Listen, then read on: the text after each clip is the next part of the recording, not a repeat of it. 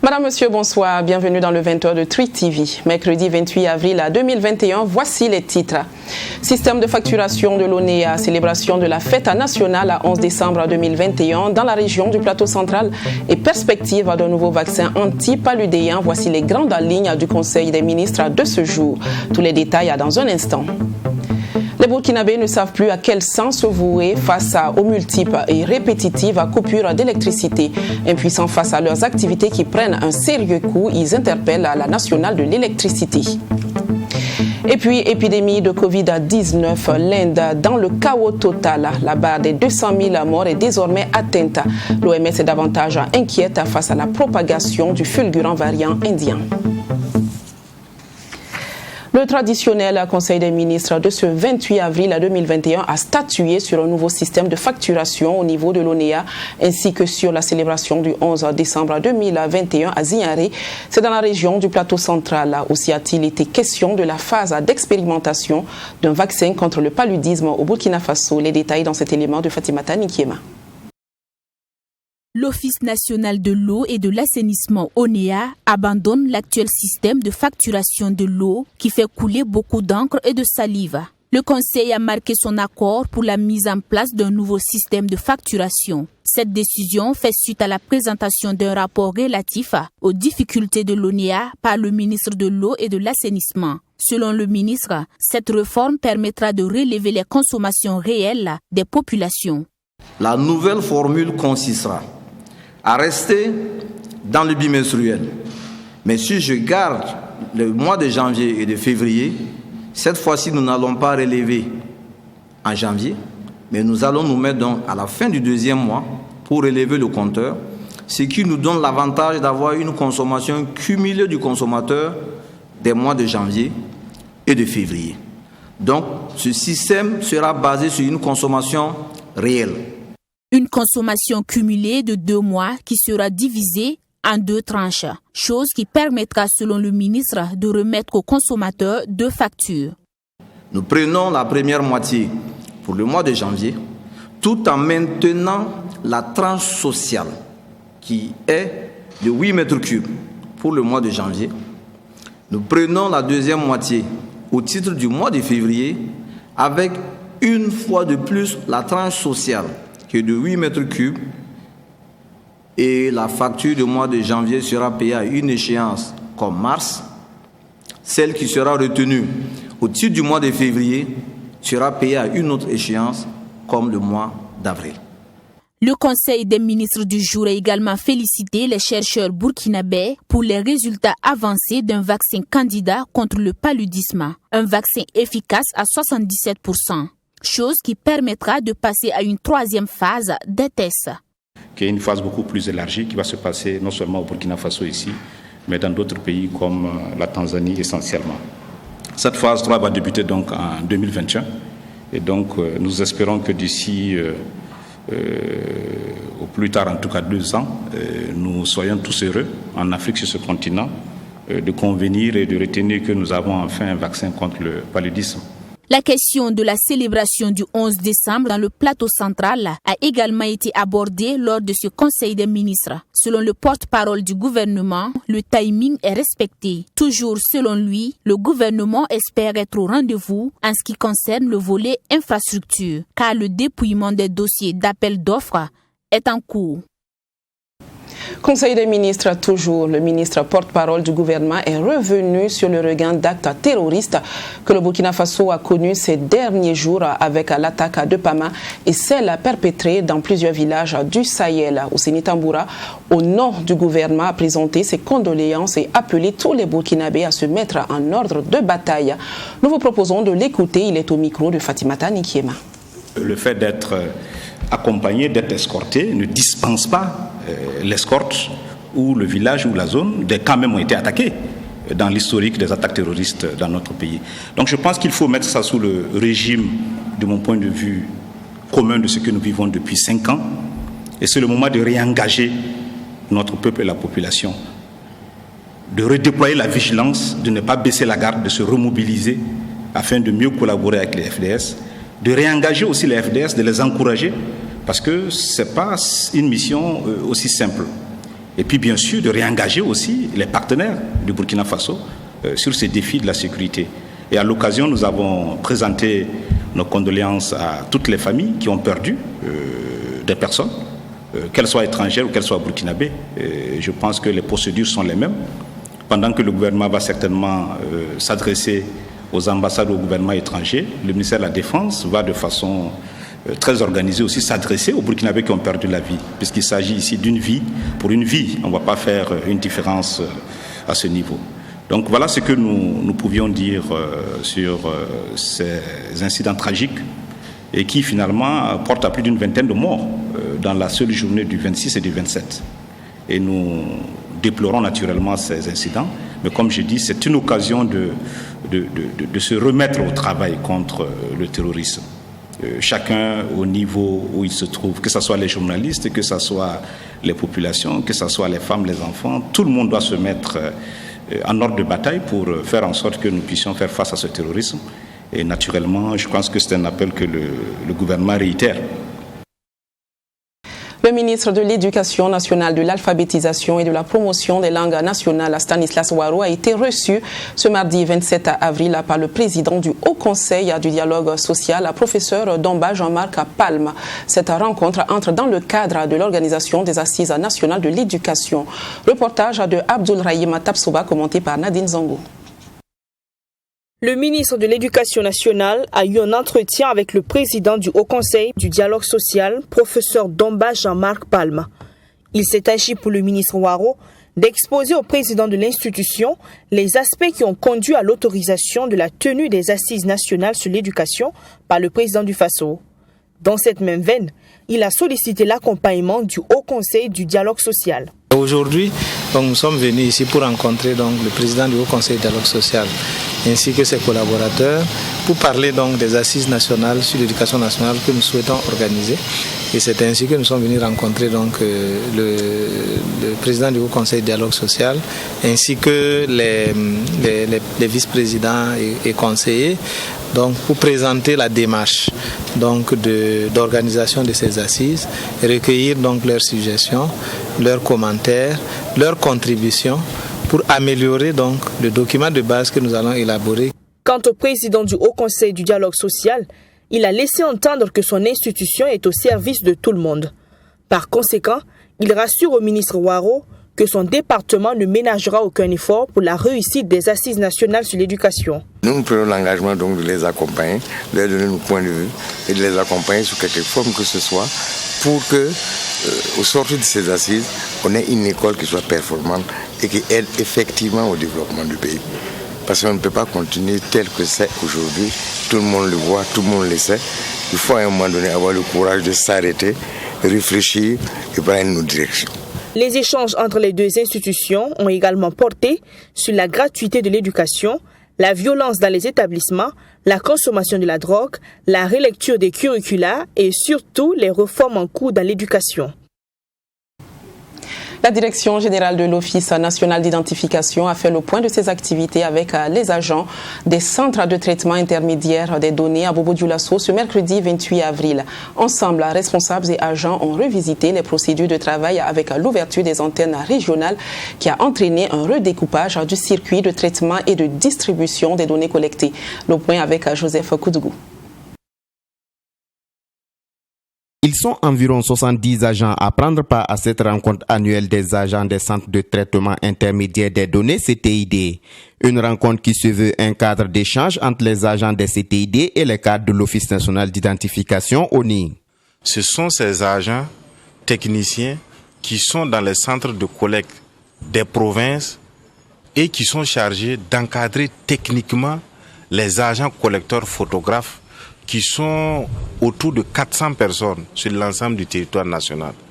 Donc vous voyez que leur rôle d'intermédiaire entre les agents collecteurs photographes et l'administration centrale est fondamental en termes de remontée de l'information, en termes d'encadrement technique, en termes aussi de suivi quotidien de la collecte et de la distribution des cartes nationales d'identité. Donc il est important qu'annuellement, nous les rencontrons pour qu'on ait un retour technique de leur travail sur le terrain, afin que nous aussi au niveau central, nous leur donnons un certain nombre d'observations et d'instructions pour qu'au final, le travail des agents collecteurs photographes se mène au mieux au bonheur des citoyens. L'une des innovations est l'ouverture des antennes régionales de l'ONI en cours, une innovation qui vient soulager les populations. La réouverture de ces antennes régionales entraîne un redécoupage en fait du circuit de traitement, de distribution, de collecte des cartes nationales d'identité. Donc certains qui transmettaient par exemple directement leurs données au niveau central doivent désormais les rediriger vers des antennes.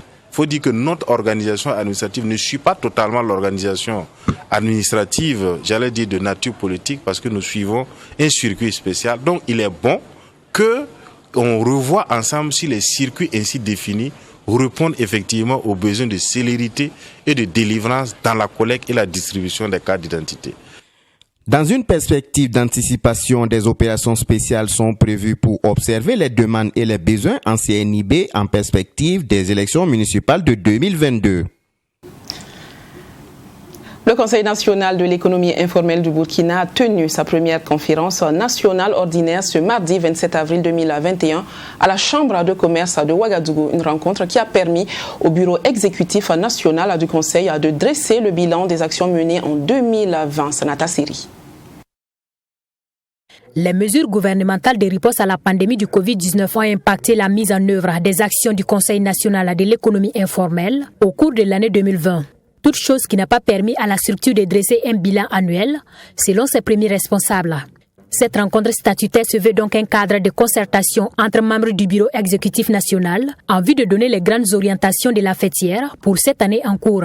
Nous allons donner des directives claires au niveau des conseils régionaux que nous avons mis en place en 2020 pour rapidement commencer le travail sur le terrain pour pouvoir aider nos acteurs de l'économie informelle dont les attentes sont au jour d'aujourd'hui nombreuses. Nous allons essayer de trouver des solutions idoines et puis d'approcher l'autorité afin que des voies et moyens puissent trouver pour pouvoir aider ces acteurs sur le terrain. C'est le lieu également pour le bureau exécutif national de dresser le bilan des actions menées pendant cette période difficile. Un bilan qu'il juge néanmoins satisfaisant. Nous avons pu réaliser plus de 80% de nos activités. Vous avez constaté que dès la naissance de notre fêtière, on a été confronté à la question du coronavirus. Vous avez constaté dans les médias les différentes sorties que nous avons faites. Nous avons plaidé la cause des acteurs et puis les autorités nous ont été favorablement accueillis et puis on a eu des vies pour donner aux acteurs. Et puis la question des financements aussi, on a plaidé auprès des autorités pour qu'on puisse trouver les moyens financiers pour pouvoir accompagner ce type d'acteurs.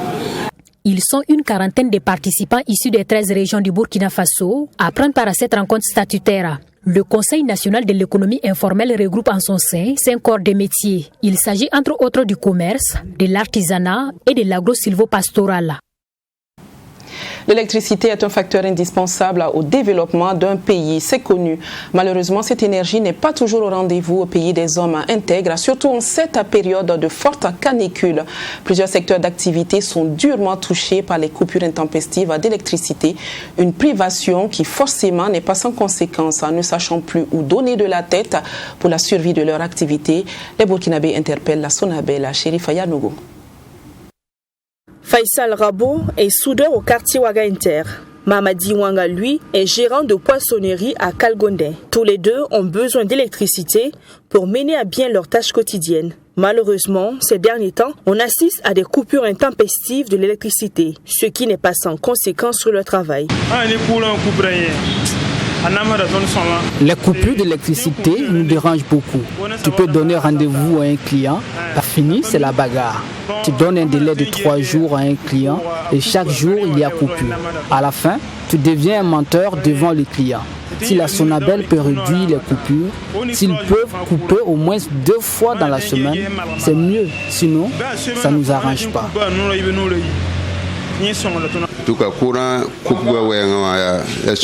Les coupures d'électricité nous font beaucoup de peine. Nous qui vendons le poisson, en cas de coupure, tout se décongèle et ce sont des disputes entre nous et nos clients. Nous n'avons pas de moyens pour nous procurer des plaques solaires ou groupes électrogènes. Depuis 11 heures qu'on n'a pas le courant. Il est actuellement 15 heures, toujours rien. Et c'était la même chose hier. Le poisson se gâte et ça fait pitié. Si les coupures d'électricité affectent donc le rythme de travail de Faisal Rabo, soudeur, pour Mamadi Wanga, la situation est encore chaotique. Il se retrouve avec de la marchandise à moitié avariée. Des coupures à répétition qui n'arrangent pas également le travail d'autres commerçants. Par exemple, ceux qui vendent des produits à conserver régulièrement au frais. Ici, dans une alimentation de la place, on fait recours à d'autres alternatives telles que les groupes électrogènes en cas de coupure d'électricité. Chose qui n'est pas à la portée de tous. Delchamp Bambara, propriétaire de ce secrétariat, est obligé d'attendre le retour de l'électricité. Voici, tout est aux arrêts, on est là assis et depuis hier c'est comme ça. Les coupures intempestives, on brûle certaines machines, même la rame de certaines machines. On ne sait pas comment s'en sortir. Et puis actuellement on ne peut pas travailler. Il n'y a pas de mouvement, rien. On n'a pas d'électricité. Vous voyez dans quel état je suis tout trempé de sueur. Je me débrouillais avec le reste de ma machine qui avait un peu d'autonomie. Donc là même, lui-même il vient de s'éteindre. Donc je suis là, j'attends l'électricité. Bon. C'est ce qu'on vit tous les jours au quotidien et on se demande, on se dit que ça va changer. Les délestages ne sont pas sans conséquence dans la régulation de la circulation également. Nous sommes toujours dans le quartier Ouaga Inter et les feux tricolores sont aux arrêts. Les forces de sécurité sont alors obligées d'intervenir. Des situations que vivent les Ouagalais chaque année en période de canicule. On se demande à quand la fin de ce calvaire. Un reportage qui porte la voix de Nadine Azongo. Parlons à présent de ce sujet, ou plutôt de cette pratique qui va sans nul doute vous détendre et vous faire vous sentir mieux, la réflexologie. C'est une pratique, une technique thérapeutique issue de la médecine traditionnelle chinoise. Elle utilise le massage manuel pour venir à bout de certains maux. Mais attention, toutes les zones du corps ne se prêtent pas au massage. Quelles sont-elles donc? Quel bien-être procure ces frictions? Découvrez les réponses et bien plus encore dans ce reportage de Sonia Kokti. Ce sont les organes génitaux, le ventre. Est-ce qu'elle a des douleurs avant? Tu vois? Mais au niveau des autres organes, vu la jeunesse du bénéficiaire, elle est en forme, pas de douleur. La douleur lors de ce type de soins est en effet l'élément indicateur de dysfonctionnement dans l'organisme selon Estelle Villonguezo. Elle est ainsi en pleine séance de réflexologie qui propose la guérison des maux à travers des massages, généralement des terminaisons nerveuses des pieds. Une pratique très peu connue au Burkina. L'OMS reconnaît également les médecines complémentaires, les thérapies complémentaires. Et la réflexologie est classée dans ce registre. Mais dans nos pays africains et même sous d'autres cieux en Occident, la réflexologie n'est pas encore légiférée. Toutefois, dans plusieurs pays, la réflexologie travaille en corrélation avec la médecine conventionnelle en accompagnement de plusieurs thérapies. Yvonne Ouattara fréquente ce cabinet depuis quelques mois. Sa profession, psychologue, est source d'un important stress qu'elle parvient à évacuer à travers les séances de réflexologie. Je cherchais quelqu'un qui pourrait me faire des massages, la réflexo, parce que mon métier est très stressant et j'ai besoin de pouvoir réguler le stress, mais pas seulement, aussi j'avais quelques soucis au niveau du genou et des problèmes de circulation. Et depuis que je viens ici, c'est vraiment très net l'amélioration que j'ai constatée au niveau de la détente qu'on a après les soins et aussi sur la régulation du système circulatoire et lymphatique. Et d'ailleurs, je ne savais pas que je pouvais bénéficier de réflexologie ici au Burkina. Des soins en effet existants au Burkina. La pratique fait son petit chemin, nous explique la réflexologue, et seulement grâce à une communication de bouche à oreille. Aujourd'hui, des gens quittent d'autres villes du Burkina pour venir en séance de réflexologie à Ouagadougou. Au départ, beaucoup de gens me disaient, c'est un truc de blanc ce truc-là. ta chose là, c'est un truc de blanc. Mais aujourd'hui, je peux vous assurer que ma clientèle, à 90%, est totalement de chez nous, quoi. Cet homme de cinéma a lui aussi eu recours au service de réflexologue après avoir expérimenté d'autres types de massages. Des douleurs d'une fatigue générale qui l'a traîné sur une longue période ont pu être soulagées dès les premières séances. Par curiosité déjà, je me suis orienté, j'ai fait appel à ces dents. Et puis ouais, c'était intéressant parce que ça commençait par un entretien. Et j'ai appris beaucoup parce qu'elle a aussi une double casquette de nutritionniste, donc j'ai appris des petites astuces que j'utilise depuis. Et puis la séance proprement dite, principalement sur la plante des pieds, même si c'est pas ce que j'ai connu de plus agréable. Mais en tout cas, c'est très efficace. Déjà au bout d'une séance, je sentais la différence. Des compléments et des outils dans la pratique de réflexologie, Estelle parle d'essence naturelle. J'associe personnellement, et beaucoup de réflexologues d'ailleurs, associent la régularisation du style de vie de la personne par son alimentation. Il y a également les essences naturelles. Je précise, il y a les essences végétales biologiques de feuilles que nous utilisons dans les protocoles à boire comme à utiliser directement en cutané. Il y a aussi d'autres accompagnements en feuilles, en infusion. Mais en réflexologie, tous les organismes ne sont pas de la même réceptivité et la sensibilité varie vraiment d'une personne à une autre. Donc le réflexologue doit être à l'écoute vraiment de son bénéficiaire, de ses ressentis, et tout ceci contribue à sa méthode de travail. Estelle Vilonguezo pratique la réflexologie depuis 2017. Elle s'est en effet reconvertie. Tout est parti d'une entorse dont elle a été victime sur son lieu de travail en tant que fonctionnaire.